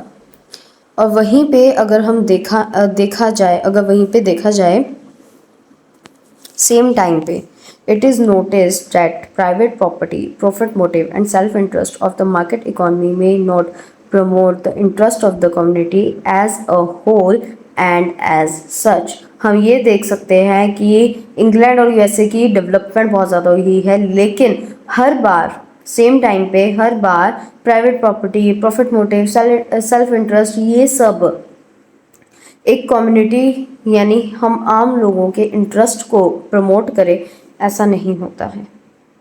तो इन केसेस के अंदर क्या होती है, जो गवर्नमेंट होती है वो प्राइवेट एंटरप्राइजेस के सारे डिफेक्ट्स को रिमूव करती है और अपने कुछ रूल्स रेगुलेशंस को बनाती है और उसके अकॉर्डिंग सारी इंपॉर्टेंट सिलेक्टेड इंडस्ट्रीज़ को रन करती हैं और जो प्रॉफिट मोटिव या सेल्फ इंटरेस्ट होता है उनको हटा देती है, उसको एलिमिनेट कर देती है। ठीक है, तो इसके अंदर प्राइवेट एंटरप्राइज और गवर्नमेंट दोनों का बहुत इंपॉर्टेंट रूल है। अब देखते हैं क्या आगे आता है। तो मिक्स्ड इकोनॉमी के फीचर्स क्या हैं? जो दोनों में थे वही इसके अंदर आ जाएंगे मिक्स करके। Coexistence of private and public sector, private और पब्लिक दोनों सेक्टर्स की एग्जिस्टेंस इसके अंदर है, ठीक है। इवन हम कहें तो हमने जो सेक्टर्स हैं वो 3 पार्ट्स में डिवाइड किया, प्राइवेट, पब्लिक एंड कंबाइंड। जैसे हमारी इकोनॉमी 3 पार्ट्स में है, तो प्राइवेट सेक्टर में क्या आ जाता है कि जो प्रोडक्शन एंड डिस्ट्रीब्यूशन होता है वो सारा का सारा मैनेज और कंट्रोल कौन करता है? प्राइवेट इंडिविजुअल्स करते हैं। ओके, इसके अंदर उनका मेन मोटिव होता है प्रॉफिट कमाना या फिर उनका सेल्फ इंटरेस्ट होता है। तो जो सिस्टम है प्राइवेट प्रॉपर्टी इसके अंदर एग्जिस्ट करती है, हमारा जो पर्सनल इनिशिएटिव है वो इसके अंदर होता है। हम सोशल इनिशिएटिव को इसमें ज़्यादा इंपॉर्टेंस नहीं देते हैं। ऐसा हो सकता है कि जो प्राइवेट एंटरप्राइजेज है वो गवर्नमेंट रेगुलेट करती हो, ठीक है, चाहे वो डायरेक्टली करे चाहे वो इनडायरेक्टली करे। कैसे? अपने पॉलिसीज से। गवर्नमेंट जो पॉलिसी बना देती है उससे वो प्राइवेट सेक्टर को रेगुलेट करती है, लेकिन एक्चुअल में प्राइवेट एंटरप्राइजेज जो होते हैं उसने कितने वर्कर्स रखने हैं, कब रखने हैं, क्यों रखने हैं, उनको कितनी सैलरी देनी है, ये चीज़ें गवर्नमेंट नहीं, वो खुद डिसाइड करते हैं। किसे निकालना है किसे नहीं निकालना, ये चीज़ें वो खुद डिसाइड करते हैं। तो इसीलिए प्राइवेट सेक्टर के अंदर प्राइवेट इंडिविजुअल्स का रोल ज़्यादा है। पब्लिक सेक्टर के अंदर कोई भी प्राइवेट मोटिव नहीं होता है, प्राइवेट प्रॉफिट मोटिव नहीं होता है, कोई सेल्फ इंटरेस्ट नहीं होता है। इसके अंदर सिर्फ हम कम्युनिटी की वेलफेयर चाहते हैं। कंबाइंड सेक्टर के अंदर दोनों आ जाते हैं, गवर्नमेंट भी आ जाती है, हमारे प्राइवेट एंटरप्राइजेस भी आ जाते हैं, और दोनों साथ में हाथ मिलाकर एक गुड्स या सर्विसेज को बेचते हैं, ठीक है, जिसे हम जॉइंट सेक्टर्स कहते हैं, जॉइंट सेक्टर्स, ठीक है। यानी कि जो गवर्नमेंट होगी और जो प्राइवेट एंटरप्राइज होगा वो दोनों साथ में आएंगे और साथ में प्रोजेक्ट्स के ऊपर काम करेंगे, और इसको हम बोलते हैं कंबाइंड सेक्टर। यहाँ पे आपके तीनों के तीनों खत्म हो चुके हैं। अब इनके हम देखेंगे मेरिट्स और डीमेरिट्स, ठीक है। मैंने आप लोगों के लिए आपकी बुक के अंदर पूरा एक्सप्लेन किया हुआ है, बट मैंने यहाँ पे आप लोगों के लिए ऊपर से पॉइंट्स बना दिए, क्योंकि पेपर के अंदर MCQ आते हैं, पूरी एक्सप्लेनेशन नहीं आती है। अगर एक्सप्लेनेशन आती तो मैं यहाँ पे एक्सप्लेनेशन करवाती, बट वहाँ पे आपसे सिर्फ ये पूछा जाएगा कि ये इसकी मेरिट है या डीमेरिट है, या फिर इनमें से मेरिट कौन सी है, डीमेरिट कौन सी है, या ये जो मेरिट है वो कौन सी इकोनॉमी की है, इस इकोनॉमी की मेरिट चूज़ करो, ठीक है, ये डीमेरिट चूज़ करो। तो ये चीज़ें आती हैं, तो उसके लिए आपको सिर्फ पॉइंट्स याद होने चाहिए, ठीक है। मैंने सारे पॉइंट्स इसके अंदर कवर किए हैं, तो वो हम देख लेते हैं फटाफट से, ठीक है। देखो, कैपिटलिस्ट इकोनॉमी, कैपिटलिस्ट इकोनॉमी में राज किसका होता है? प्राइवेट सेक्टर का। तो ये क्या है? सेल्फ रेगुलेटिंग है। इसके अंदर डिमांड सप्लाई, जिस हिसाब से डिमांड आएगी उसी हिसाब से सप्लाई होगी। सेल्फ रेगुलेटिंग है, इसके अंदर कोई पहले से प्लान्स नहीं बनते हैं, ठीक है। कोई भी पॉलिसीज़ के ऊपर कॉस्ट नहीं बनाई जाती है। देखो, अगर हम कोई भी इंफॉर्मेशन कलेक्ट नहीं करेंगे तो पॉलिसीज़ नहीं बनेंगी। जब गवर्नमेंट ही नहीं है तो पॉलिसीज़ क्यों बनेंगी? तो इसीलिए पॉलिसीज़ पे कोई खर्चा नहीं होता है। इकोनॉमिक ग्रोथ बहुत ज़्यादा होती है। USA, UK आपने देखा ही है, इनकी ग्रोथ कितनी ज़्यादा है। तो इकोनॉमिक ग्रोथ बहुत ज़्यादा होती है। रिसोर्सेज का ऑप्टिमम यूटिलाइजेशन होता है, जिस हिसाब से डिमांड आती है उस हिसाब से रिसोर्सेज बनते हैं, और उसी तरीके से रिसोर्सेज को अच्छे से यूज़ किया जाता है। ऐसा नहीं है कि आप फालतू में कुछ भी बना दो, लोग उसकी डिमांड भी ना करें और रिसोर्सेज वेस्ट जाए, ऐसा कभी नहीं होता। जिसकी डिमांड होती है वही चीज़ बनती है, इसीलिए रिसोर्सेज की सबसे अच्छी यूटिलाइजेशन यहाँ पे होती है। ऑपरेटिव एफिशिएंसी, ऑपरेटिव एफिशिएंसी, हाँ, ऑपरेटिव एफिशिएंसी यहाँ पे बहुत ज़्यादा होती है। यानी कि आपकी जो आपका जो बिज़नेस है उसको आपने किस तरीके से ऑपरेट करना है, किस तरीके से आपने चलाना है, इसके अंदर पूरी एफिशिएंसी होती है, ठीक है। वो हम डिसाइड करते हैं ना हमें किस तरीके से चलाना है, तो वो पूरे अच्छे तरीके से हम चला पाते हैं अगर हमारे पास गवर्नमेंट की पॉलिसीज़ होती हैं, ठीक है। जैसे आज के हम पढ़ते हैं ना, लॉ पढ़ते हैं, सेल्स ऑफ गुड्स एक्ट, या फिर हमारा जो इंडियन कॉन्ट्रैक्ट एक्ट है और फैक्ट्रीज एक्ट भी होता है। तो हर एक अलग अलग एक्ट गवर्नमेंट ने दिया हुआ है, तो वो पॉलिसीज़ बन जाती हैं जिसके कारण हमें उसके अकॉर्डिंग चलना पड़ता है, और पूरी एफिशिएंसी कई बार नहीं आ पाती। लेकिन कैपिटलिस्ट इकॉनमी में एफिशिएंसी पूरी आती है। कॉस्ट इफेक्टिव, कॉस्ट बहुत कम लगती है इसके अंदर। इसके अंदर ना देखो पॉलिसीज़ बनाने की कॉस्ट है, ना इंफॉर्मेशन कलेक्ट करने की कॉस्ट है, ना ही किसी से डिमांड्स कलेक्ट करने की कॉस्ट आती है। जैसे देखो आज हमारे घर पे आता है ना प्रोडक्ट्स बेचने के लिए कि मैम हम यहाँ से आए हैं, आप ये प्रोडक्ट ले लो, ये सैंपल है इसका, आपको इसके साथ ये मिलेगा वो मिलेगा, ठीक है। कई बार हमें पेपर देके जाते हैं, उसके अंदर उन्होंने बहुत सारे क्वेश्चन लिखे होते हैं और उसे फिल करना होता है। कहते हैं हम इसको आपसे 3 दिन बाद आके लेके जाएंगे, ऐसे वैसे कुछ बोलते हैं, ठीक है। तो वो क्या है, इन्फॉर्मेशन कलेक्ट करनी होती है, तो गवर्नमेंट उनको भेजती है और गवर्नमेंट क्या करती है, उनको उसके बदले पैसे देती है। तो जब हमने कोई इन्फॉर्मेशन कलेक्ट ही नहीं करनी है तो हमारी कॉस्ट भी नहीं आएगी, तो इसलिए कॉस्ट इफेक्टिव होता है। एफिशिएंट इकोनॉमिक डिसीजन, भाई इकोनॉमिक डिसीजन इसके अंदर एफिशिएंट होता है। जो कंज्यूमर ने डिमांड की है वही चीज़ हम प्रोड्यूस करेंगे, किस तरीके से प्रोड्यूस करेंगे, कैसे प्रोड्यूस करेंगे, वो भी हमारे ऊपर होता है। कोई पॉलिसीज़ गवर्नमेंट ने नहीं थामी हुई है, नहीं लगा रखी है, तो इसलिए इसके अंदर इकोनॉमिक डिसीजन बढ़िया से हो जाता है। फ्रीडम ऑफ चॉइस, भाई चॉइस की पूरी पूरी फ्रीडम है, प्रोड्यूसर को भी है, कंज्यूमर को भी है।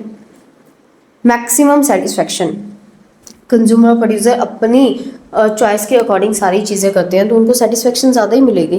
गुड क्वालिटी प्रोडक्ट्स, एक कंज्यूमर है उसने कार्स की डिमांड की है, मान लो उसने क्लोथ की डिमांड की है, तो वो क्या डिमांड कर रहा है कि मुझे कॉटन क्लोथ चाहिए, मुझे ऐसा क्लोथ चाहिए, वैसा क्लोथ चाहिए, वो हर तरह की डिमांड करता है। तो उसको एक प्रोड्यूसर ने फिर क्लोथ ही प्रोड्यूस करना है तो वो उसके ऊपर ही अच्छे से फोकस करेगा और बहुत अच्छे तरीके से बहुत अच्छी क्वालिटी के गुड्स उसे बना के देगा। रीजनेबल प्राइजेस, एक कंज्यूमर ने कार की डिमांड की, मान लो सभी कंज्यूमर कार्स की बहुत ज़्यादा डिमांड करते, तो प्रोड्यूसर्स ज़्यादा से ज़्यादा कार्स ही बनाएंगे। तो इसके अंदर क्या होगा, वो क्या करेंगे, कंपटीशन बहुत ज़्यादा आ जाएगा, तो मेरे से ज़्यादा प्रोडक्ट्स खरीदे, इसलिए वो क्या कर देते हैं, कार के प्राइस थोड़े कम कर देंगे। तो इससे क्या होगा, प्राइस जो होते हैं वो रीजनेबल होते हैं। हाई स्टैंडर्ड ऑफ लिविंग, अब कंज्यूमर्स हैं भाई, उनके अब प्राइवेट सेक्टर का सारा राज है, ठीक है, तो वो जैसे चाहे वैसे कर सकते हैं, तो यहाँ पे प्रॉफिट बहुत ज़्यादा कमाते हैं वो, तो इसीलिए हाई स्टैंडर्ड ऑफ लिविंग है लोगों का। ऑफर इंसेंटिव्स ऑफर करते हैं।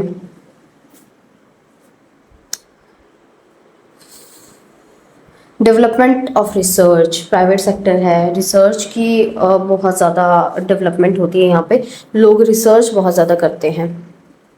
ऑटोनॉमी यहाँ पे बहुत ज़्यादा है, ठीक है। इसके अलावा ऑटोनॉमी का मतलब ऑटोमेटिकली सारी चीज़ें हो जाती हैं यहाँ पे, ठीक है। डिमांड सप्लाई है वो आपस में और प्राइस मैकेनिज्म की हेल्प से आपस में अपने आप वो बैलेंस हो जाते हैं। इसके बाद आएगा reward for man of initiative, जो मैन होता है वो इनिशिएटिव बहुत ज़्यादा लेता है, ठीक है। तो जो मैन इनिशिएटिव लेता है उसको रिवॉर्ड भी मिलता है, किस फॉर्म में, प्रॉफिट के फॉर्म में। पनिशेज द इम्प्रूडेंट, इम्प्रूडेंट को पनिश किया जाता है, वो पर्सन जो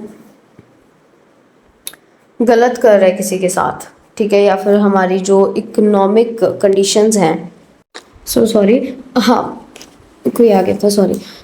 तो पनिशेज द इम्प्रूडेंट के अंदर आ जाएगा कि जो इनएफिशिएंसी होती है, ठीक है। देखो reward for man of initiative के अंदर जो इनिशिएटिव ले रहे हैं, जो अच्छा कर रहे हैं, ठीक है, चाहे वो बिजनेसमैन हो चाहे फिर वो एम्प्लॉयज़ हो, उन सभी को क्या मिलता है, रिवॉर्ड मिलता है। लेकिन जो अच्छे से नहीं कर रहा है उनको क्या मिलती है, सज़ा भी मिलती है। किस फॉर्म में, बिजनेसमैन को लॉस के फॉर्म में और एम्प्लॉय को उसकी जॉब खोनी पड़ जाती है या उसकी सैलरी कट जाती है, ओके। इसके बाद आ जाएगा डेमोक्रेटिक फ्रेमवर्क। डेमोक्रेटिक फ्रेमवर्क के अंदर आ जाता है कि यहाँ पे डेमोक्रेसी, ये जो डेमोक्रेसी है, डेमोक्रेसी क्या होती है, जो लोगों के लिए बनाई जाती है, ठीक है। तो यहाँ पर ये एक डेमोक्रेटिक फ्रेमवर्क के अंदर सारा वर्क करते हैं अपना, ठीक है। रिस्क टेकिंग, इसके अंदर रिस्क बहुत ज़्यादा है, बहुत ही ज़्यादा। ऑटोनॉमी मतलब क्या आ जाएगा कि ऑटोमेटिक चीज़ें हो जाती हैं और साथ में फ्रीडम बहुत ज़्यादा है लोगों को, ठीक है, हर चीज़ की फ्रीडम मिल जाती है उन्हें।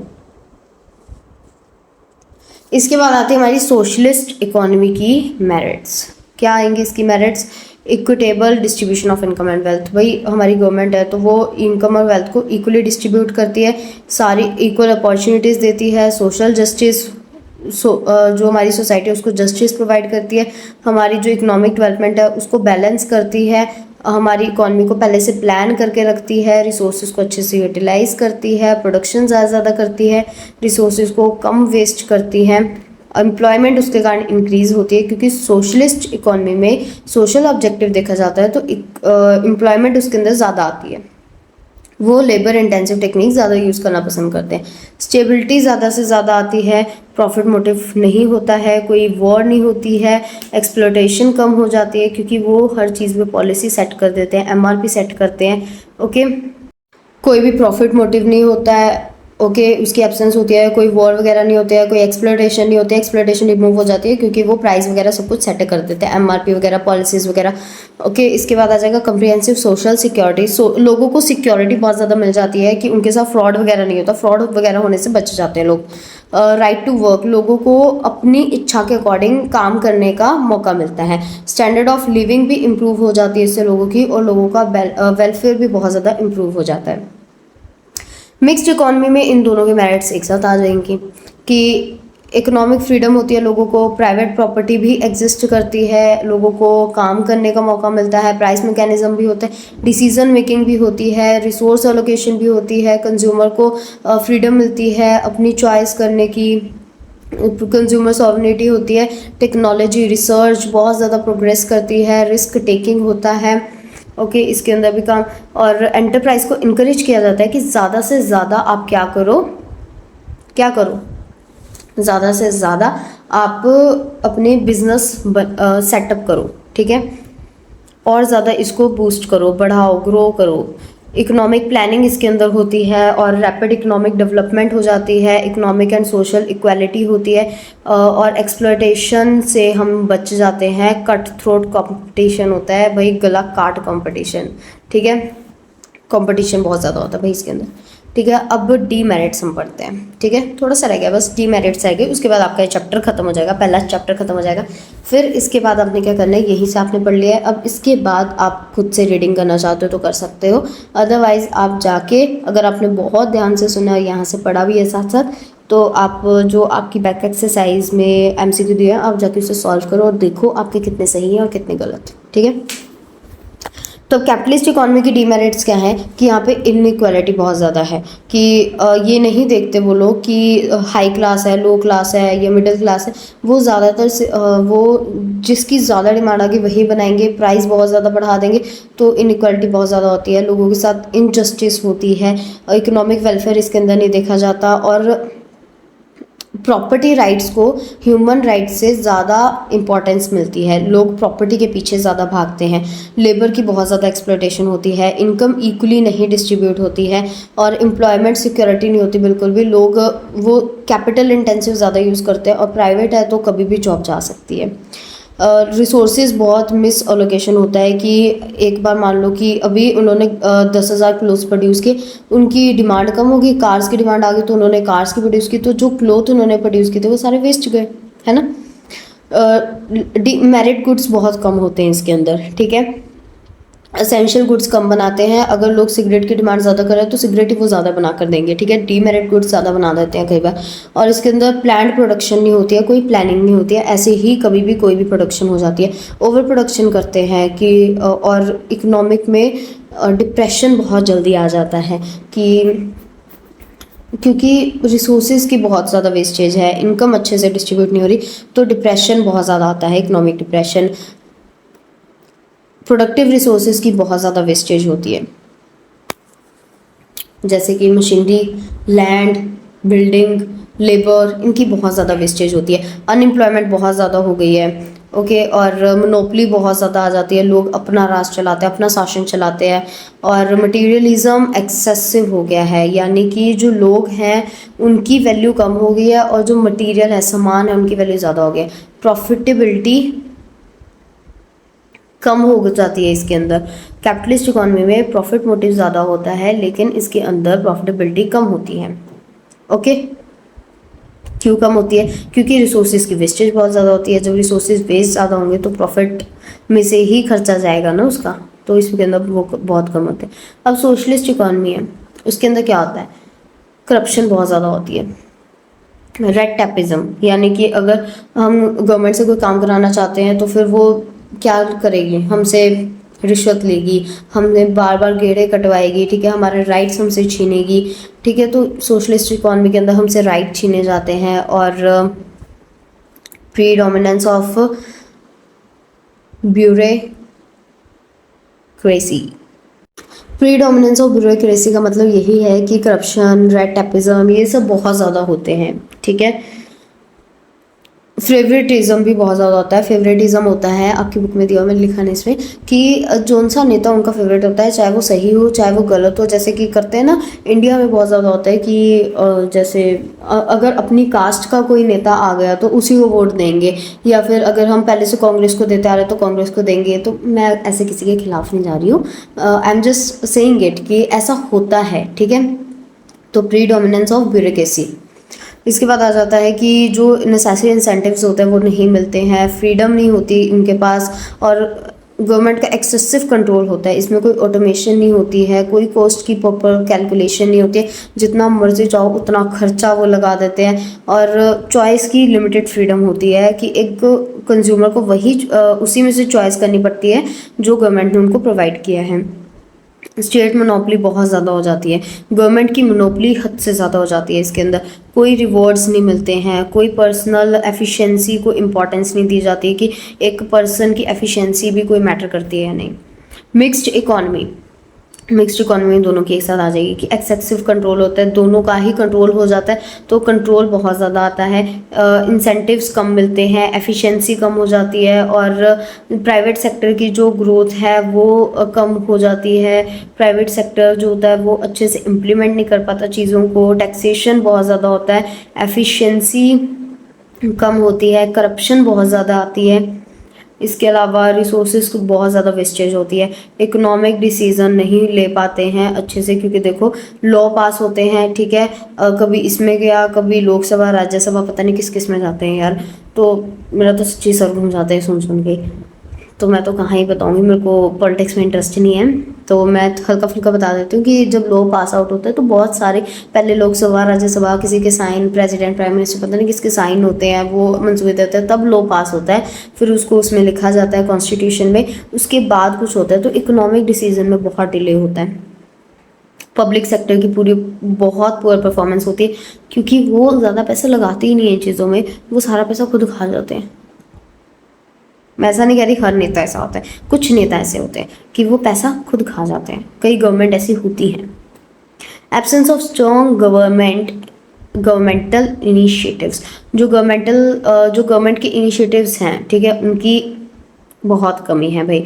पब्लिक और प्राइवेट सेक्टर के बीच में बैलेंस नहीं मेंटेन हो पाता है, पब्लिक सेक्टर प्राइवेट के खिलाफ, प्राइवेट सेक्टर पब्लिक के खिलाफ, यही चलता रहता है। ओके, तो इसके साथ आपका क्या हो गया, ये वाला चैप्टर कंप्लीट हो गया है। ओके, फर्स्ट चैप्टर आपका कंप्लीट हो गया। आप अब अपने एमसीक्यू सॉल्व करना। Okay, all the best for your CA preparation. हमने स्टार्टिंग भी अच्छी की और इसको अच्छे से समझा, डिटेल में समझा। ओके, तो अब नेक्स्ट वीडियो के अंदर हम अपना सेकंड चैप्टर स्टार्ट करेंगे। ओके, वो 1 या 2 दिन रुक के आएगा, ठीक है, 1 या 2 दिन के ब्रेक के बाद आएगा वो। कौन सा? Second chapter. लेकिन जब चैप्टर्स आएंगे तो वो आएंगे सारे के सारे लगातार ही, बस 1 या 2 दिन के ब्रेक के बाद आएंगे। ओके, चलो, जय श्री राधे कृष्णा, हर हर महादेव। इसके अंदर आपको कोई भी डाउट हो तो आप मुझसे कमेंट सेक्शन में पूछ सकते हो, कमेंट सेक्शन में नहीं पूछना। अगर आपको कहीं और पे भी डाउट आ रहा है किसी और सब्जेक्ट में तो आप मुझे इंस्टा पे टेक्स्ट करके आप मुझसे वहाँ से क्लियर कर सकते हो। ओके, जय श्री राधे कृष्णा, हर हर महादेव।